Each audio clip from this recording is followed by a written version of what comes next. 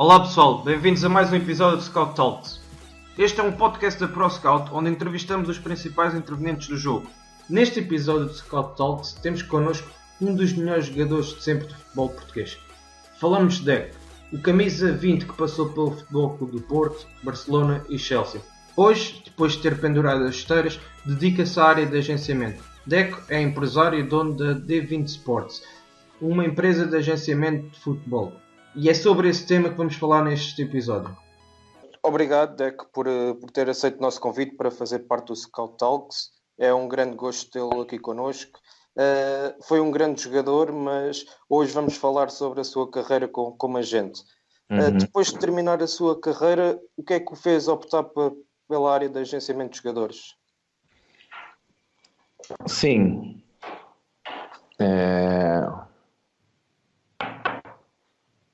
O que fez optar, na verdade, é questão da minha história, né? Eu tenho uma relação, sempre tive uma relação muito, muito forte com o Jorge Mendes, sempre foi, além de ser como é que eu diria? Além de ser meu agente logo no início da minha carreira em Portugal, foi um amigo e pronto, como sempre uma referência para mim. E porque eu acho que de alguma forma nunca foi a minha ambição ser treinador, eu sempre gosto muito mais do lado da gestão, tanto de clubes e o agenciamento era uma parte que entrava naquilo que eu pensava. Então, assim, acho que essa relação com os jogadores, o poder ser uma influência positiva na carreira de um jogador e tentar de alguma forma ajudá-lo a alcançar o sucesso, não, óbvio, com trabalho, mas também com muito conselhos, de alguma forma, com alguma paciência, né? Porque hoje o futebol virou um pouco uma loucura, os jogadores querem as coisas muito rápido, mas a gente conseguimos ainda de alguma forma ajudar nesse processo. Deco, aqui ainda em relação ao Jorge Mendes, visto que as duas empresas estão no agenciamento de jogadores, considera que elas chocam entre elas, ou seja, a D20 Sports e a Gestifute neste caso? Não, pelo contrário, porque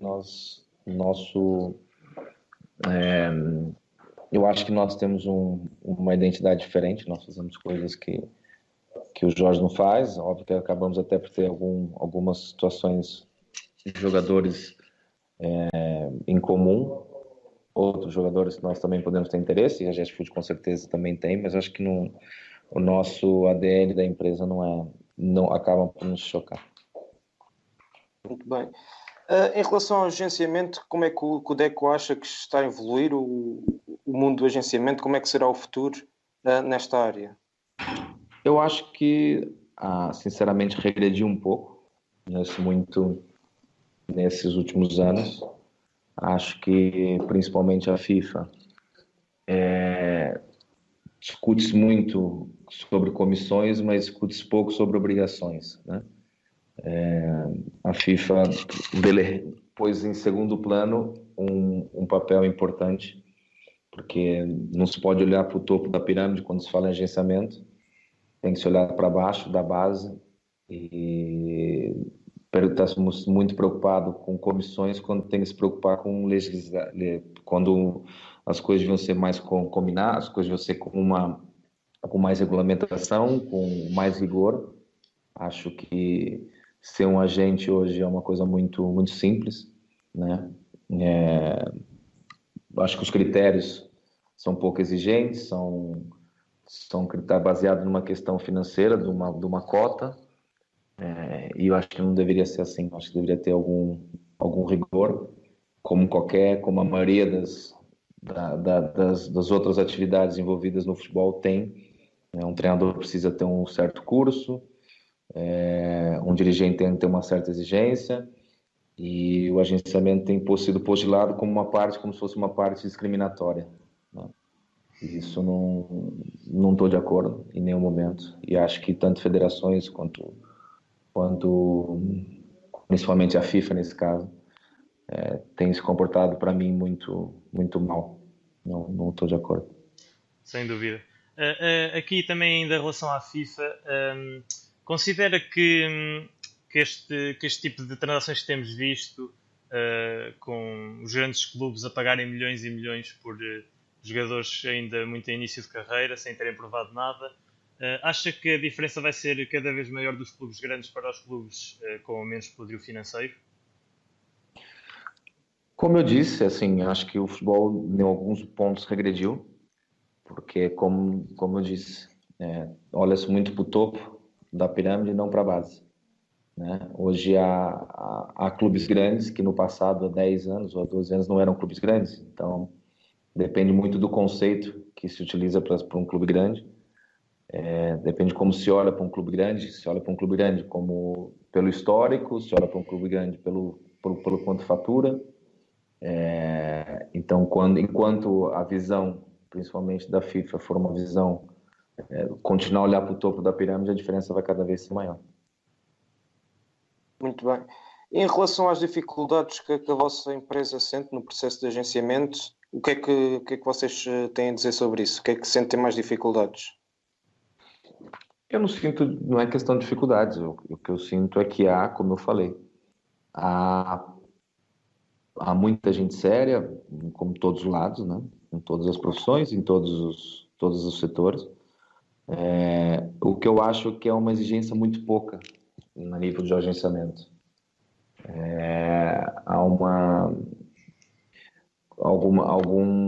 A regra para se ter uma empresa, para ser agente, ela é muito simples, né?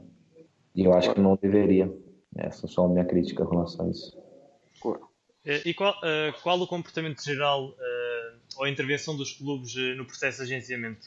Se, por exemplo, os clubes costumam ter pessoas a acompanhar diariamente os jogadores, ou se difere clube para clube, campeonato para campeonato, ou mesmo de continente para continente devido às culturas? Então, mas isso é justamente isso que eu digo, que é os clubes não têm capacidade para fazer uma série de coisas que o agenciamento faz e com a gente faz. Porque muitos clubes, uns estão mais estruturados, outros nem tanto. E às vezes um jogador não é só uma questão financeira, não é um bom contrato. Há vários fatores, há várias coisas que fazem que o jogador tenha sucesso, há um acompanhamento que se tem que fazer, né? Além do óbvio, procurar clubes para que estejam interessados, buscar clubes que queiram comprar os jogadores, isso é uma parte importante, mas não é talvez a única coisa, talvez a mais importante, né? Porque por isso quando digo que se olha para o topo da pirâmide, quando se fala em jogadores, numa transferência de um jogador do Chelsea para o Real Madrid, do Real Madrid para o Milan, isso é o topo da pirâmide, mas para esse jogador chegar até aí, houve um trabalho anterior, né? Por várias partes envolvidas. E aí é onde eu não estou de acordo com a forma que se olham para as coisas. Muito bem. Falámos sobre a organização dos clubes, mas falando um pouco sobre a organização da sua empresa. Vocês têm um gabinete de scouting que faz a observação dos jogadores e para a seleção dos mesmos. Quais é que são as características que a vossa empresa procura nos jogadores, essencialmente? Primeiro, nós trabalhamos muito com jogadores jovens, né? Em função do nosso histórico. Os jogadores nossos, a maioria são jogadores uns do Brasil ou jogadores de equipes em Portugal, mas a maioria jovens com potencial. Nosso mercado sempre início acaba sendo os clubes portugueses, a maioria deles. Nosso primeiro jogador foi o Fabinho, que hoje está no Liverpool, e foi um jogador que jogava no Paulínia, num clube pequeno.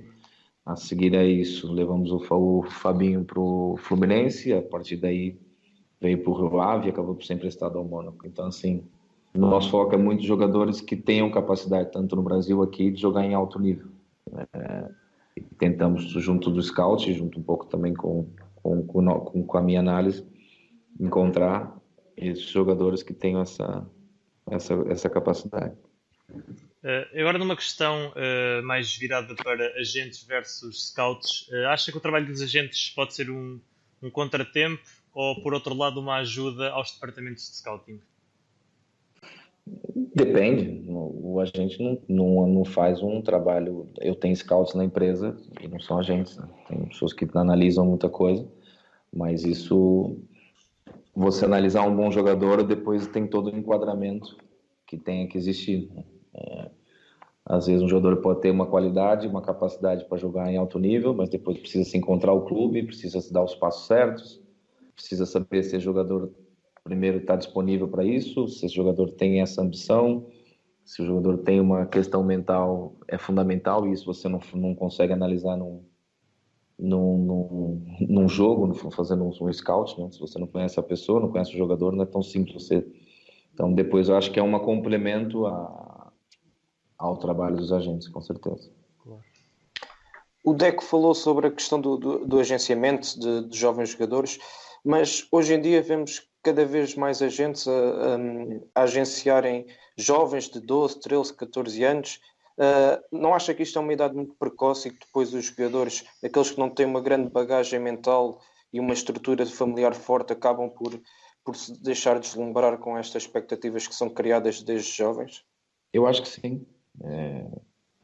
Não tenho dúvidas que eu acho que é uma idade muito cedo. Eu particularmente tenho alguma restrição com relação a isso. Acho, só que infelizmente o mercado é assim.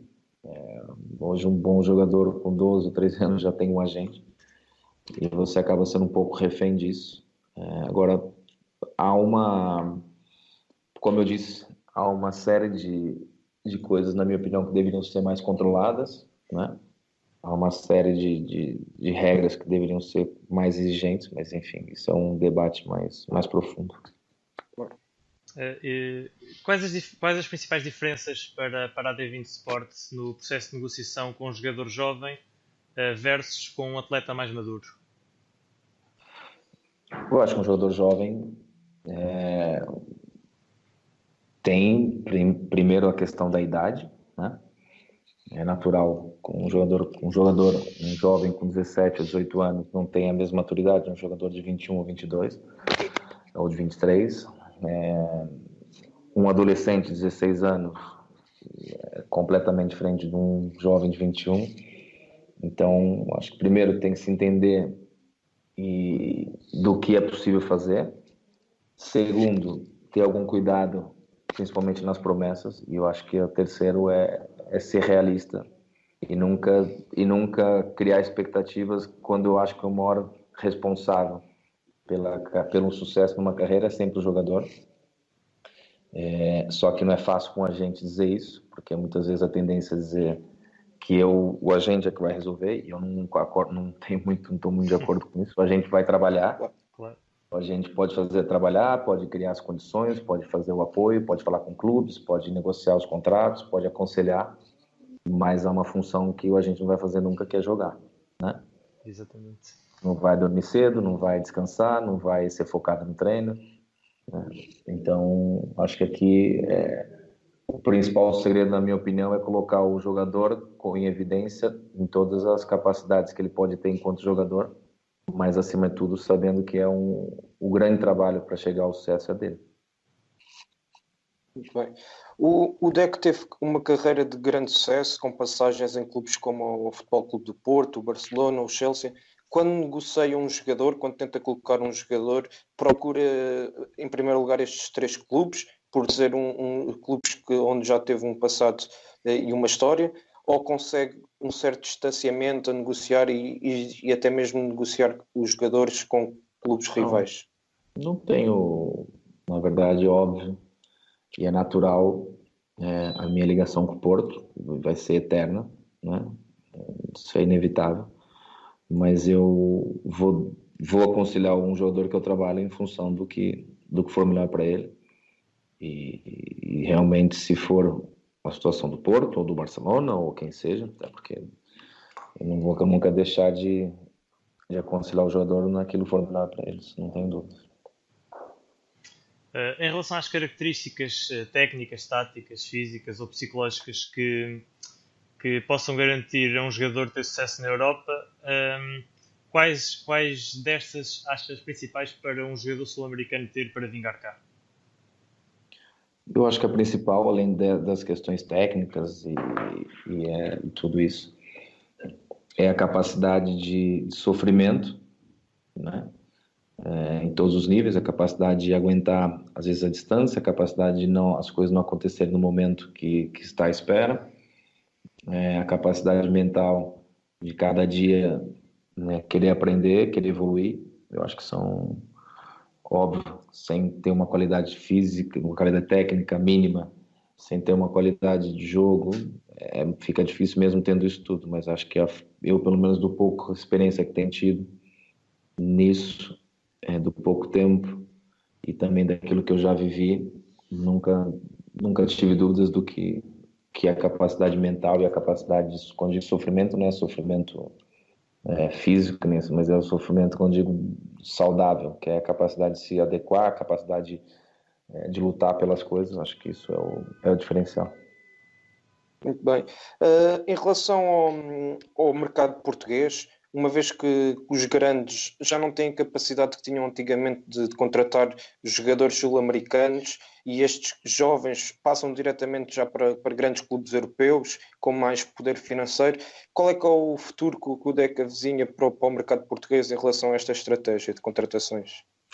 Eu acho que se Portugal não aumentar a capacidade dos clubes médios, não considerados grandes, em comprar jogadores de um nível maior, em conseguir pagar uns salários um pouco melhores, a tendência é a qualidade do futebol português diminuir ao longo do tempo.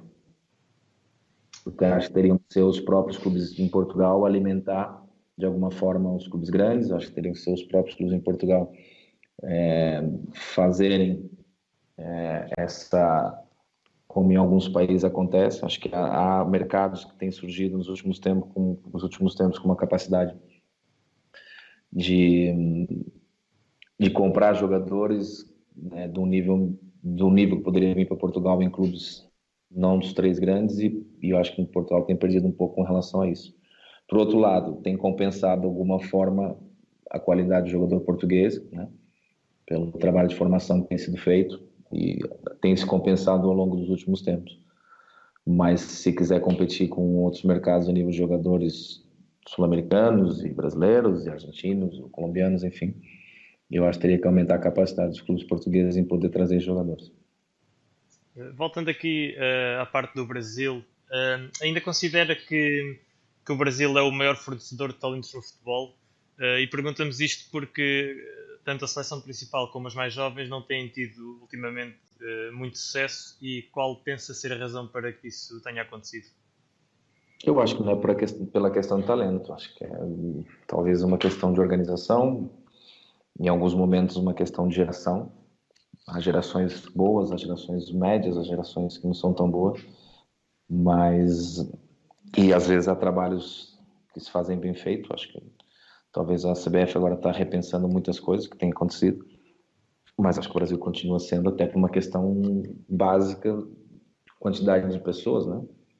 Um país com 200 milhões, a jogar o desporto principal é o futebol, é natural que vai haver uma quantidade maior de jogadores. Sem dúvida.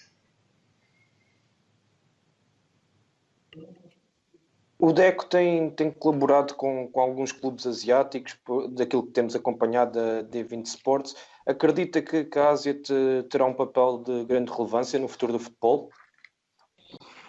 Eu não sei, eu acho que a China surgiu nos últimos 10 anos como um mercado muito forte, alternativo. O Japão foi, junto com a Europa, o grande mercado de jogadores brasileiros, por exemplo, nos anos 90 e até no início dos anos 2000, até a crise que passou o país, até porque muitos clubes dependem das empresas, e a maioria dos donos dos clubes são empresas. E o Japão, de alguma forma, está a retornar um pouco isso. Eu acho que talvez não sei se vai ser o futuro, mas é um mercado importante, com certeza, vai continuar sendo. Muito bem. Voltando aqui à questão dos jovens brasileiros, o que é que acha que os clubes brasileiros devem fazer para reter ainda mais o talento brasileiro e não deixar sair os melhores jogadores aos 16, 17 anos?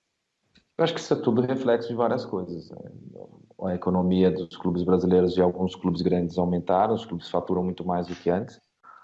e é normal que acabem contratando jogadores mais velhos, os jovens têm menos oportunidades, isso é uma questão de mercado. O Fluminense, por exemplo, quando eu cheguei em 2010, os jovens tinham muita dificuldade, mesmo sendo um dos clubes que mais jogadores jovens revelavam. Tinha muita dificuldade em jogar. Hoje é um Fluminense completamente contrário, um clube em crise financeira, e a alternativa foram os jovens nos últimos 4, 5 anos. Eu acho que tem uma questão, há clubes que têm um trabalho voltado para a formação, e há outros clubes que é em função do momento, em função da necessidade, acabam lançando os jovens. Muito bem. Deck, última questão.